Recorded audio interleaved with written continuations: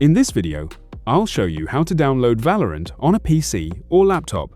Start by visiting the official Play Valorant website. I'll add the link in the description if needed. Once you're there, click the Play for Free button, then choose PC.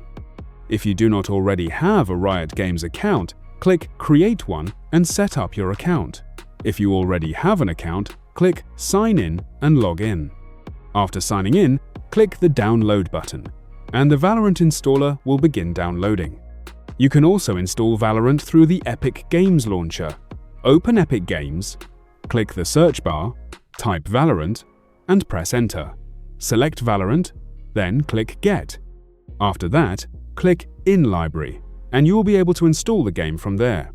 Once the installer has downloaded, open your browser's download manager and click Show in Folder or Open File Location. Then, double-click the Install Valorant file to open it. If Windows asks whether you want to allow the app to make changes, click Yes.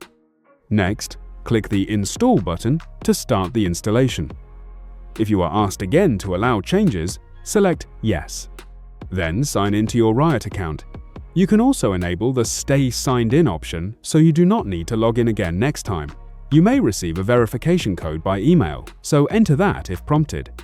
Once signed in, make sure you are on the Valorant page and click Install. You can change the install path or adjust any other settings if you want.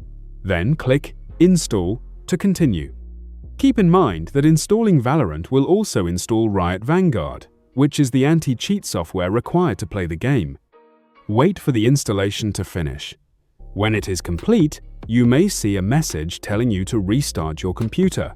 Restart your PC, then open Valorant. And that's it. You now know how to download Valorant on a PC or laptop. If you found this video helpful, please leave a like.